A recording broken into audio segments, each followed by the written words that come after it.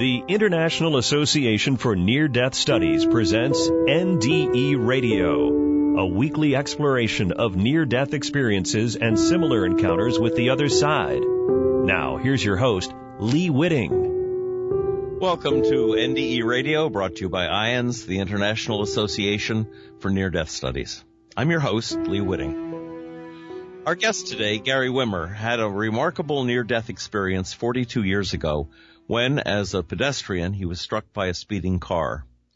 Gary describes his NDE in detail on our June 22nd, 2015 show, and I urge you to go to our past shows button when you can and listen to that amazing description.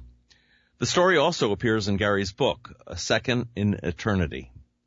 On this show, we revisit that day, February 7th, 1977, and explore how Gary's vision differed from the more typical tunnel light experience and what it might have meant in strengthening his already developing psychic powers.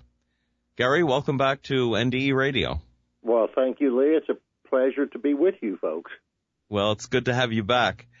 Gary, you had been doing psychic readings for people for as much as 4 years before your NDE, but you said you felt your abilities increasing during that period just before the accident. Tell us about that. Well, actually, the accident happened after 8 days of completely unexplainable psychic phenomena that just kind of took off like a rocket. I'd been given psychic readings, and I had already explored and studied a lot of my own psychic ability. But on January 31st of 1977, about that time, it started just taking off. I could hear things that people were saying before they would say them. You've probably read the book. I could call a pool game before it was the people were shooting behind me. And all these things were freaking out my friends, my roommates. But later, as you referenced the car accident, when I was hit by a speeding car, I went out to Infinite Mind and came back. And from that point on, I realized what I had been seeing for the first 7 days was accentuated symbolism about how I read signs. Now, everybody probably reads them differently, but you know, if you see a man running down a woman running down an alley screaming, that's pretty easy symbolism. You know? Yes, it is. There's a lot of common symbolism, but I learned in that process how to understand my own symbolism. And you pointed out that, you know, all experiences, of course, are different and unique. Mine was kind of unique. It tended to center on actual concrete answers about why we're here and how we see things and how our psychic ability comes about. So in that sense, it really increased it. And over the next, well, that was 42 years ago, it's practice makes perfect, so I practiced a lot. Now listen, Gary, you mentioned beings that you called Arnos, or someone gave them that name, right? Who asked just before your accident if you trusted them and said they would protect you. Tell us what you can about these beings, what they looked like, and what the meaning of Arnos is to you. Well, the term Arnos was a lady I met in 1980 named Alice Warhol. I explained to her what I went through 3 years earlier, and she went into kind of a trance. She's one of the most incredible psychics I've ever known. In fact, she's my guide now. I talk to her all the time. She used the term Arnos and confirmed sort of that they were like guardian angel type entities. I felt them during the week as my psychic ability was increasing, and I never felt so scared and so enlightened at the same time. I couldn't understand what was going on, but I did feel these guardian angels or something protecting me or watching me or observing me. And they seemed to almost name themselves the monitors, or that's what I called them. I can't remember, but I referred to them as the monitors. I only saw them once, right before the act. And, yeah, they confirmed to me that the light was shining on me and I was protected, and don't worry. And they did ask if I trusted them. And I said, absolutely yes, no problem. And then within seconds, and I'm not going to give all the details, but I was hit by a speeding car and left my body and came back. Never saw the monitors again, but I felt them again a couple more times in my life. But I only actually saw them once. And I'll describe them to you the best I can. They were I felt this light shining down on me after 8 days of this escalating psychic ability on February 7th, 77. I looked up and felt this. I was in incredible fear from what I was going through. I was praying in the middle of a street and crying and scared to death. And I felt all of a sudden very warm. I looked up and saw this huge light shining down on me. None of these people around me noticed it, but once I looked at the light for a moment, it seemed like a glass crystal table about 2 inches thick. And there were these 7 white-robed, sort of angelic-looking figures looking down on me. And I was completely overwhelmed because I had felt them, and I said, "You're the monitors." And they confirmed it. Yes, you trust us. It was the most incredible encounter in my life. And as I tell people, do I believe in miracles? Absolutely. Absolutely.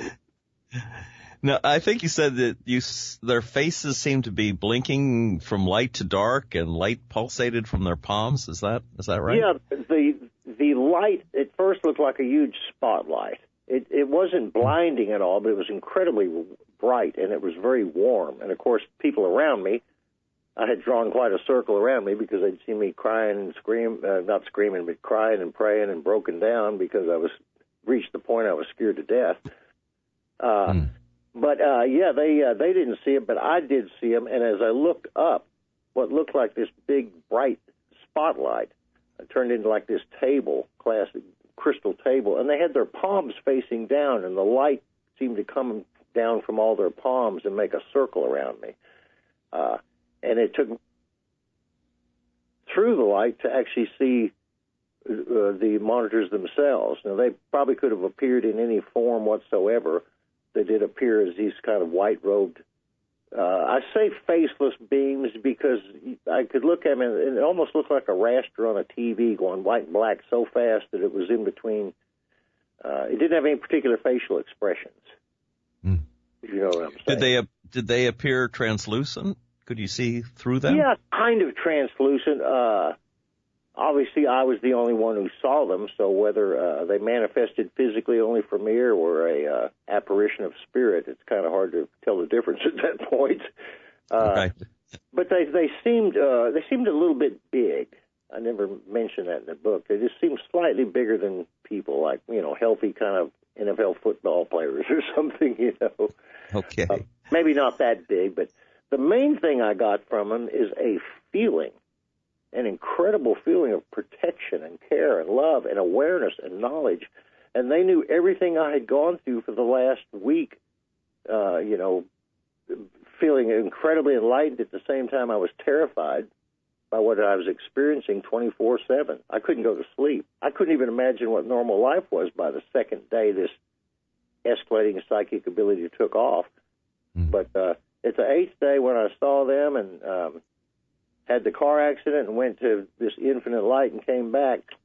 Boy, I'm a convert. It took no more than that in space.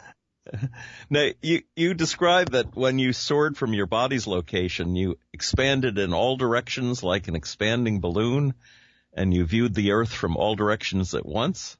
Right. That was the most incredible feeling. First thing I noticed when I made impact with the car is my head ran into the grill, and the headlights on the car left that little dot on my retina, when you blink at a light or something. Yes. And all of a sudden, that little dot turned into a big bang and exploded, and I realized, wow, I just saw the big bang that we came from, this one.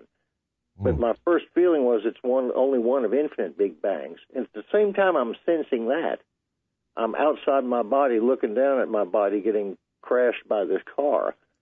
And at that moment, I started expanding, like you said, like a balloon, and it was the most incredibly exhilarating, beautiful feeling. It felt like everything physically was actually going inside me, and I was, growing and growing and growing exponentially fast. Now, of course, my body's on Earth, so it's a psychic or a spiritual growth, I suppose you could say. But, yeah, I felt like I grew the size of the universe. And everything, galaxies and planets were going inside me, and that was the most, it's hard to say. These were all incredible sensations from the time it started. It only what? Go ahead. I was going to say what it reminds me of. The notion of a hologram is that every tiny particle of a thing has the entire image within it. And Correct. if we're all holograms of God, it implies that you are actually witnessing a smaller version of the original creation. Yeah, that's a good way to put it. Mm-hmm.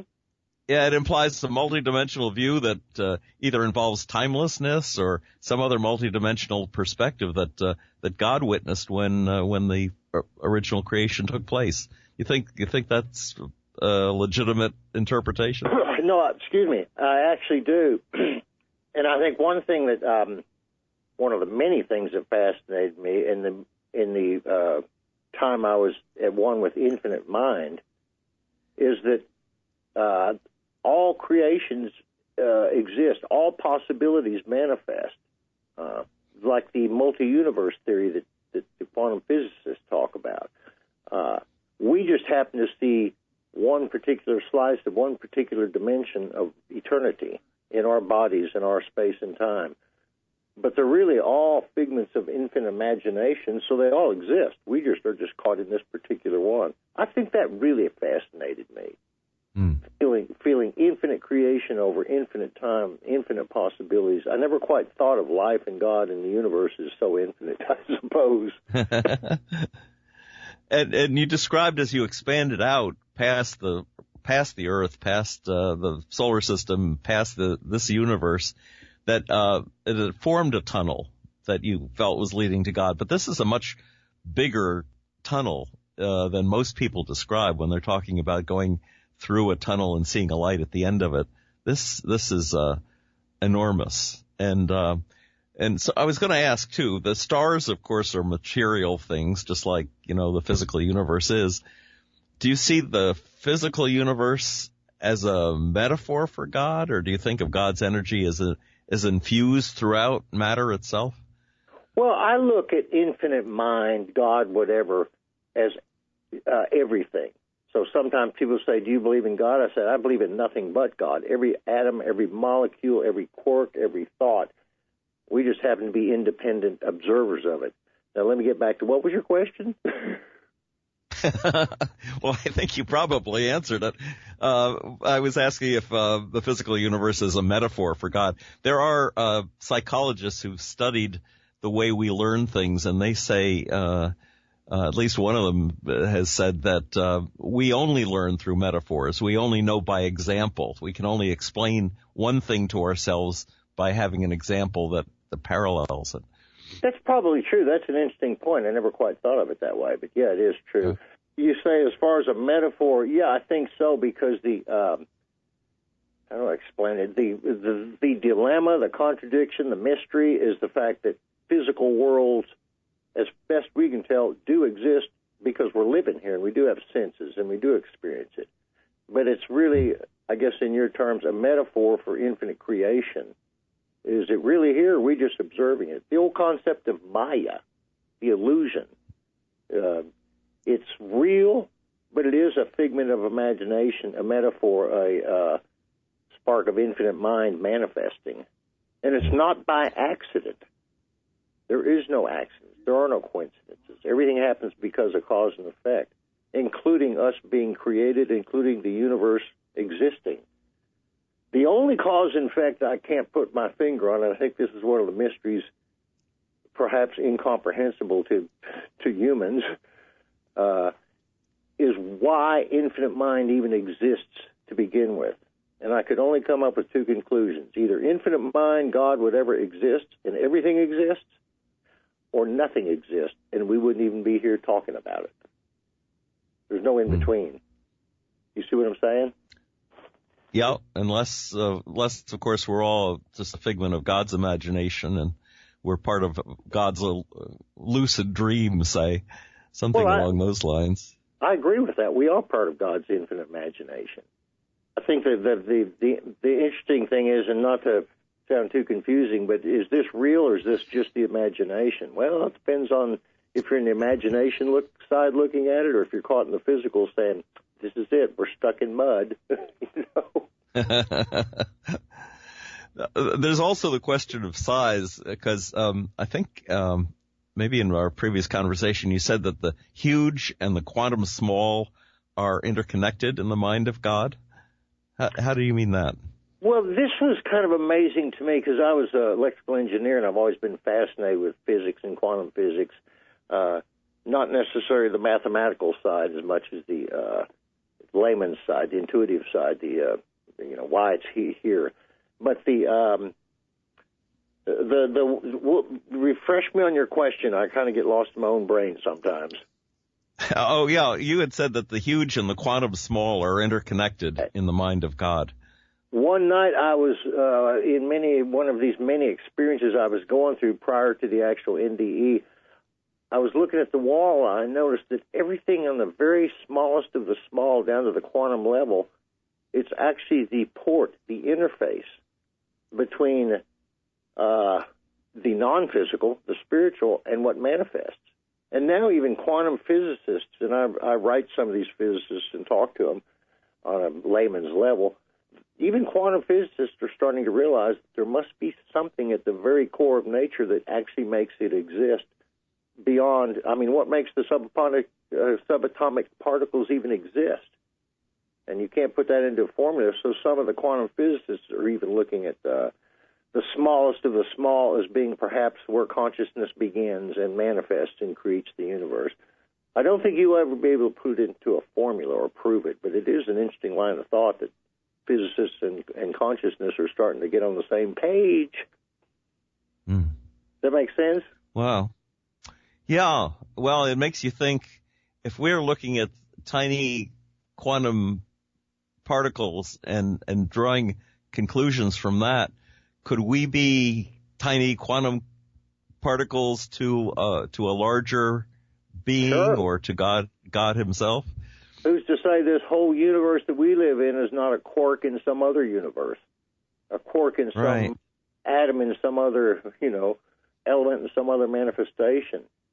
The fact that we live in time and space tends to make us naturally think in terms of sequentiality, linearity, limits, for example.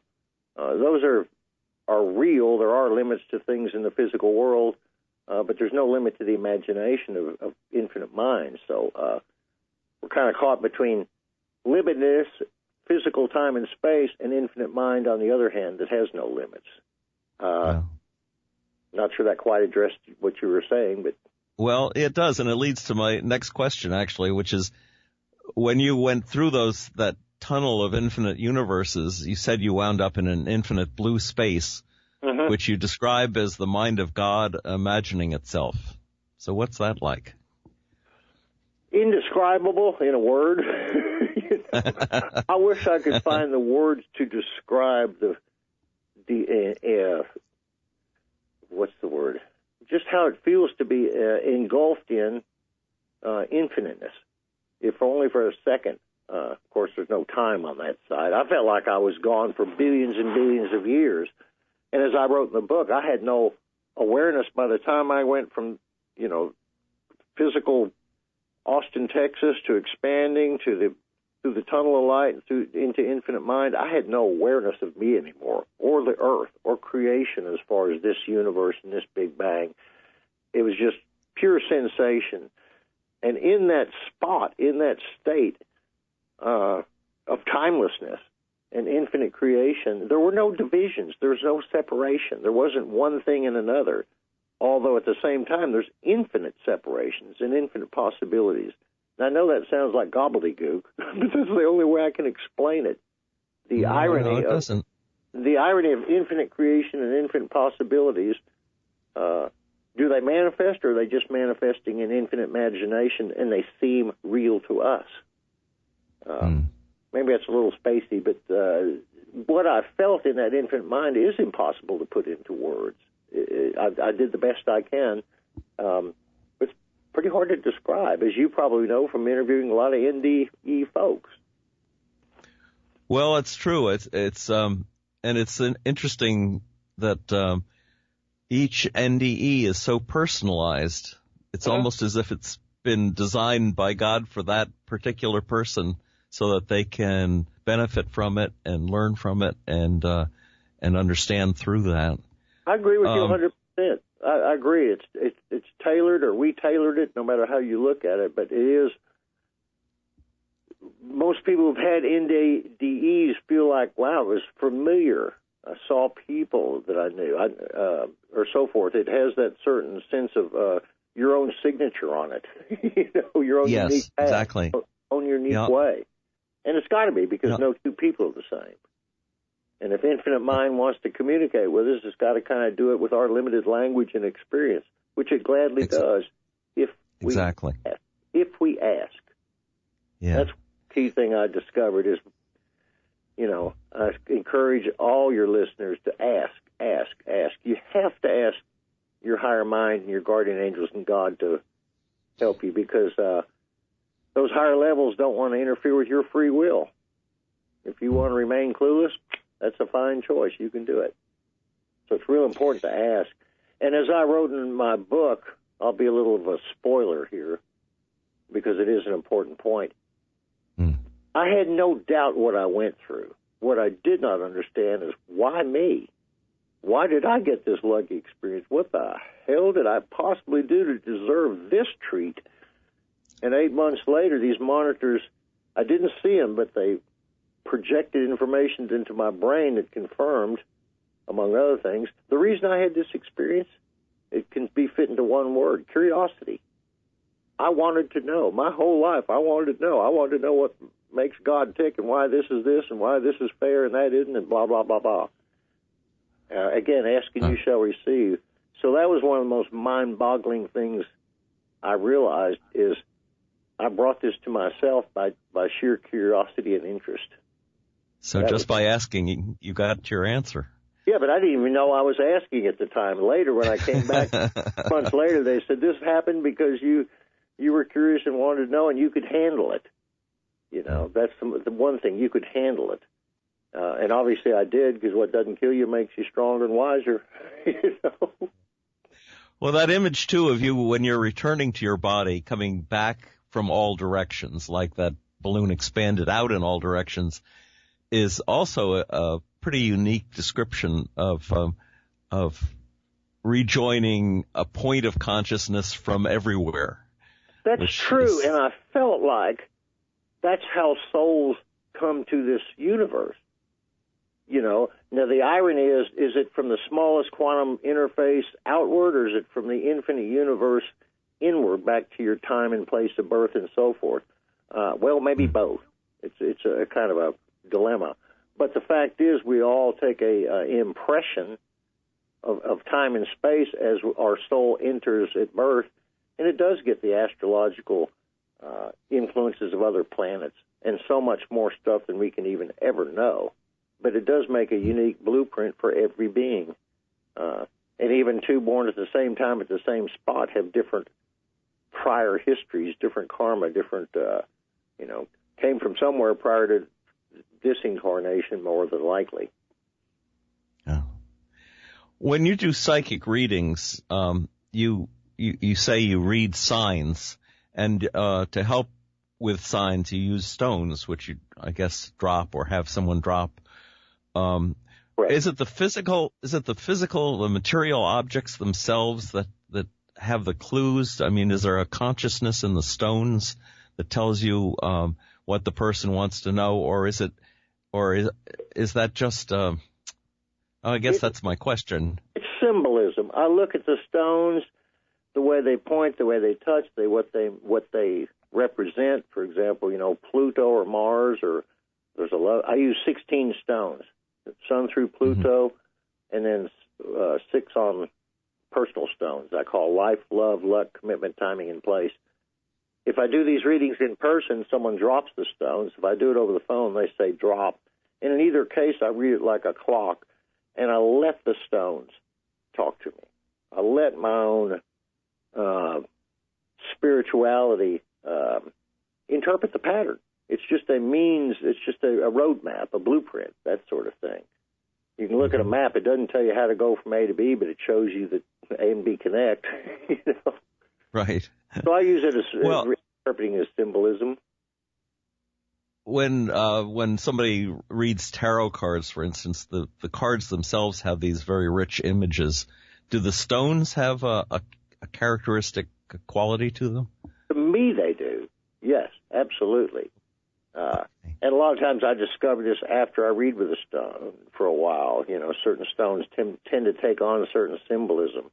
And sometimes I'll just look at a stone and just feel things because I'm trying to do that. And I'm asking the universe to help me. It's a, I guess, an act of cooperation or team spirit with the higher mind. Without higher mind and God and my guides and so forth, I would just be looking at a bunch of stones. But I allow it to turn into symbolism. And let me give a real quick example of how users can use this on a practical level. 6 years ago, I misplaced my keys for about the 20th time and frantically looking for them like everybody for about the 20th time. And I finally went, nope, this ain't going to work. I'll tell you what, keys, you find me. And I put that in my mind, and within 5 minutes, I stumbled on them where I found them, where I'd left them. I started practicing that all the time. And about a year ago, I was out in my garage and working on my car and had my keys, got some stuff out of my car, emptied the recycling, had screwdrivers and wrenches on the ground, and I couldn't find my keys. Need to get back in my car. So I did my little meditation about, okay, keys, reveal yourself. But this time I went into a little meditation. I swore the first thing I see when I open my eyes is going to be a sign to tell me right where my keys are, right here, right now. Why not? May not work, may work. I opened my eyes, and I swear, Lee, there was a screwdriver I'd left between my feet. Didn't even think about it before. It's pointing right over the recycle bin. And I walked over the recycle bin. Yep, I had dropped them in the recycle bin when I ended the recycling, emptied it. Wow. I would have never looked there. Wow. That's how powerful you can ask the universe to give you signs and learn to actually read them in a practical way. It's not all hippy-trippy cosmos giving readings. It's practical ways to let the universe guide you, instruct you, help you. But you're not going to get a letter from heaven. You're going to get a feeling, a thought. You know, that's how the universe connects with us. Does that make sense? Yeah, it does. It's I think a wonderful suggestion to people to think of it in those terms. I wanted to ask you, in all the readings that you've done collectively in general, do you get a sense of direction as to where the world is heading, where our civilization is going? I saw a lot of that in 1977 when I was coming back into my body, not even aware that it was me coming back into my own body yet. But I saw these flashcards and images. And like I told you the other day when we were talking, I saw 9/11 before it happened. I didn't know it. I just saw a plane crashing into this tower. And 20 years later in Europe, when I'm playing on a cruise ship, that happened, and I ran down to the crew room and saw it. So, yeah, I've seen a lot of things unfold, and when I was coming back to my body, I saw the next, 20, 30, 40, 100 years of civilization on Earth. Indeed, we're going through one of the most complex times in human history.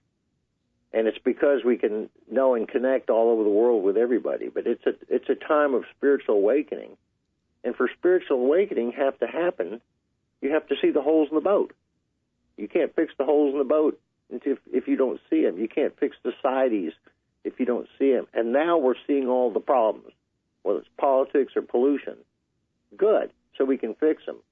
And we will, but we're going to make some messes along the way, and the Earth is going to have a lot of Earth changes going to happen, political changes, power changes. Yes, there's a lot of struggle, but at the end of the cleansing, I suppose you could say, we will be a more enlightened, peaceful world, and we will explore space, and we will go beyond. We're just we've only had technology for 50, 100 years, and what do we do with it? Build nuclear bombs. Yeah, I know. Isn't it crazy? It's crazy.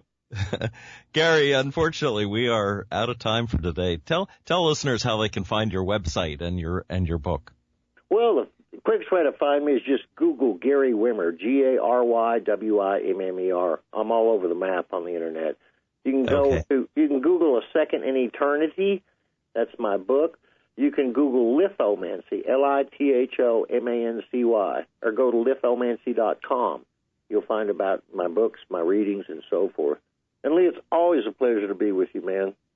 Terrific. Wonderful that you could be with us, and it's really been an interesting conversation.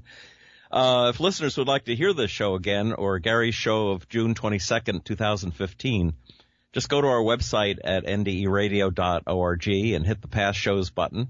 For information about IANDS, go to their website at IANDS.org, and be with us again next Monday, 11 a.m. Eastern, for more NDE Radio. This is your host, Lee Witting, saying thanks for listening.